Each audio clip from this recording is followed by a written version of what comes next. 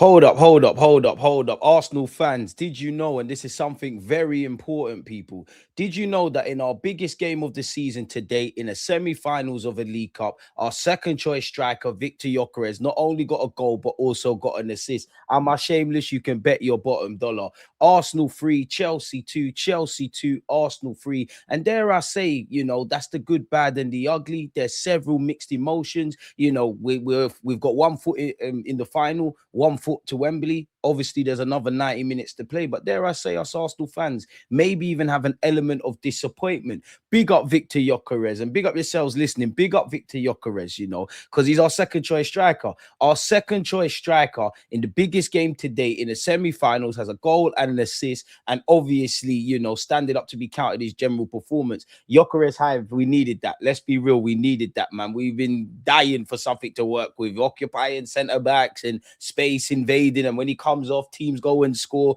All of these luxuries, man. We was fighting for our lives, and all of that does ring true, but we needed goals. The first thing I would say, Mikel Arteta, the last couple of games, the best example being Chelsea, it felt like the first time in a minute, or better yet, I think I've seen of recent, we're actively trying to find Gyökeres. So big up Mikel Arteta, big up the players for that, and also big up yourself, Victor Gyökeres, because you're getting in the areas. The goal you scored against Chelsea is what we want to see, or I want to see. It's so beautiful, it's ugly. Let's put the ball in the back of the net. You was able to do that. Your general performance, like a simple little layoff and Zubimendi doing the rest, that's what we needed. Real fans of Victor Gyökeres, obviously Arsenal as well, but real fans of Gyökeres, we're just happy to see him in the first half, have that half-hearted chance, people, where he's dragged it with his left peg. We were just happy to have that. Had a great game. Hopefully he kicks on now.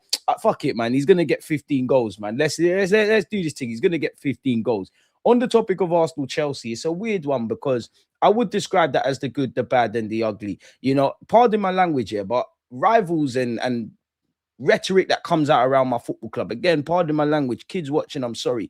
Why is it, that teams always want us to bareback them? Teams always want us to raw dog them. Teams are always unhappy with the pipe we've been giving them. Oh, you should have fucked me better. I got my high sex drive. What I mean by that is Arsenal win games and people are like, oh my God, this depleted Chelsea side where they spent £1 billion. The same things they tell us about squad depth.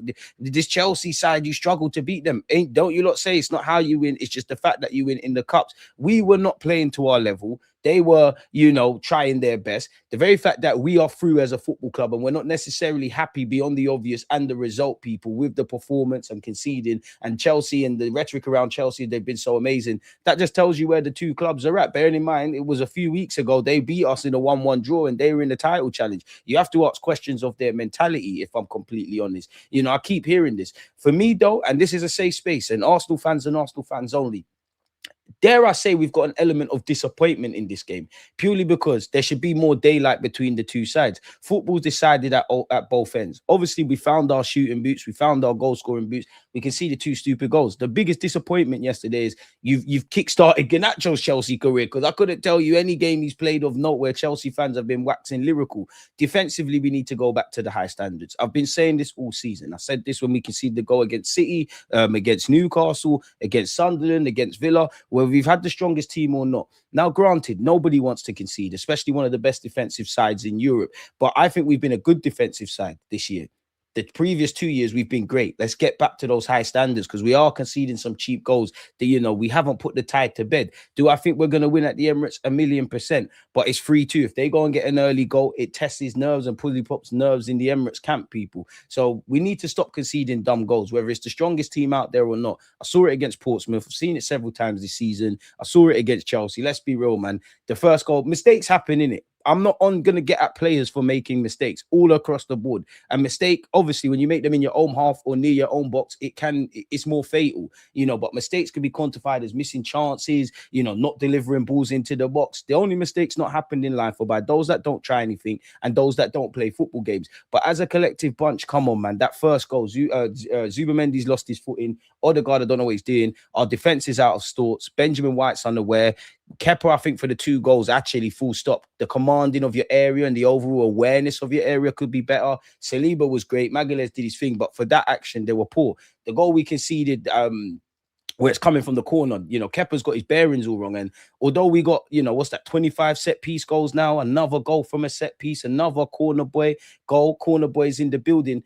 as much as Nicholas Hover's excited about when we work on things on the training ground and we obviously score, he's obviously going to be disappointed about how we defend from set pieces because they work in tandem in it. As a collective bunch, we need to get better. Kepa's out of sorts. Obviously, the sequence of play that led to the corner, to several bits of defending, it just wasn't good enough. But, you know, we've come a long way. I'm not happy, but we've come a long way because I think it's become a theme now of this season where we've won games or, you know, we've drawn when we wanted a bit more and we're not necessarily happy about the performance. But even when it feels like a loss or it feels like an element of disappointment, we're still walking away with stuff. My biggest disappointment is you've given Garnacho a career at Chelsea. We didn't defend well enough and there's not enough daylight between the two sides. Like, of course, we've got another 90 minutes. Whatever happens in that game happens in that game in February. But I will look to the first leg. I know the players and the manager, and none of them won't be happy, but it is what it is, if I'm completely honest. So shout out to him. Saliba's absolutely world class, man. And we need to start hyping up Saliba's thing a lot more, man. Because there's a lot of bigger talking points at Arsenal collectively and individually in the wider landscape. We don't deep it. Like they compare Fofana to Saliba. My centre back is locking up shop defensively in everything he's asked for, and he's trying to be like Trossard and Saka and them and cutting on his right peg and bang it. I did like the way we pressed high. If I'm brutally honest, I think we were superb with how we did that watching the game again. And Chelsea, I like sitting ducks playing out from the back. You played into our hands. The biggest disappointment is definitely when we was 2 goals up, it should have went there. 2 points, we've been 2 goals up at the very least and pegged ourselves back. Mikel Merino off the bench, absolutely mustard yesterday. You know, anyone else watching my watch along, I wasn't happy with Odegaard. I said, put Merino on. It sounded mad, but I understand it. At least for this season, when you have him and Zubimendi, it is a bit of a decent partnership. Obviously, I don't want to see it on a regular base, but it worked. He was involved in a goal or two. He done well. And even Zubimendi's involvement from us going from one end to the other when he's ultimately scored was amazing, man. Bukayo Saka. It's a weird one with Saka because the signs of a good player is you've got to be able to just turn it on in moments. But I feel it's been too momentsy of recent with Saka. Like, we need you to get back at it for 90 minutes, people. So I think Merino did his thing. Nice to see Zubimendi recovering in the second half. Obviously, for me, Gyökeres is the man of the match. Nice, big up Benjamin White as well for laying it on a plate for his former Brighton, now Arsenal teammate. So I'm happy in that regard. I want to win this trophy. I can't speak for everyone, of course. You know, none of us are footballers, but we all dreamed of winning Prems and Champions Leagues and all of these kind of things. We have not been stockpiling silverware in it. So any bit of silverware we can get our hands on, this could potentially be a springboard. We got to the semi-finals last year and messed up at the hurdle. And then you could say that in the champs. So in terms of just being better than you was yesterday, naturally, obviously, you want to go one better than you was last year. That's a trophy in the bank. A lot of people said, oh, a trophy's a trophy. I don't really care. Arteta rise up something. So that might be a bit of a credit in the bank. But for me, it's a bit of a springboard. You all saw Saliba's comments after the game. If we win this cup, guys, it's a happy day out. Enjoy the little memories with the fans and for the players in the group to know your efforts haven't been in vain. And we might sit there and go, oh, you know what? If this is what like winning the League Cup's like, imagine what the FA Cup's like. Collectively as a bunch. I don't care what you've won if you ain't been here. Imagine what it's like winning the Prem and the Champ. So naturally, man, you know, we've handled business. We weren't amazing against Chelsea. Obviously, we're better against Portsmouth, but FA Cup tie, through. League Cup tie, through. Nottingham Forest, you lot know I've been saying it all week. That's the one I'm kind of looking like, what's going on there? And the bigger theme is we've got to start putting games to bed. You know, score the goals, which we did, but manage the game. Not just how you defend, but there were a lot of gaps, you know. Previous Arsenal sides, more so last season, we take the sting out of games. We knew you went to time waste. We threw a bit more jabs. It's like we get punched up and we let you punch us up, and then we throw some bangs and you ain't got nothing to do with it. So there's more gears to go up. And now as we approach the second half of the season, I do think we're seeing these consistencies, or better yet, inconsistent areas of improvement week in, week out. But if we're saying that and we're still winning, it's great. Again, man, our second choice striker, because I only say that because, again, Kai Havertz is probably number one. He understands the Arteta system. This man came in with all the noise spoken about him, and noise to this day, never had a preseason, has had an injury, still getting to know his teammates and things like that. But again, for Gyökeres, you get into the right areas, you're going to score goals. And again, that Chelsea game should serve as a precursor because it showed balance. Pressed well. He actually pressed well. The keeper, the ref was telling him don't go in their box. Press well, did your link up play, dropped centre halves, dropped into midfield, occupied the centre halves, still found a way to get an assist, still found a way to score. This is what we need now. And I hope to God Gyökeres can just kick on now, man, because confidence is infectious. He still looks like he's not, like the goal didn't do that much for him, if that makes sense. Like, he had to be forced to celebrate. And to be honest, looking back at Gyökeres now, Even when he scored his first goals for Arsenal, he kind of had to be G'd up. So psychologically, you just don't know how he's coping with the pressure and the scrutiny and, you know, the intensity of the Prem and probably even the intensity of Mikel Arteta's tactics and all of those kind of things. But it's a step in the right direction because we all know every time you weren't scoring, the mark or the black cloud is getting bigger and bigger and bigger and bigger and bigger and bigger. I weren't happy with the first 20 minutes, if I'm honest with you, or really the first half.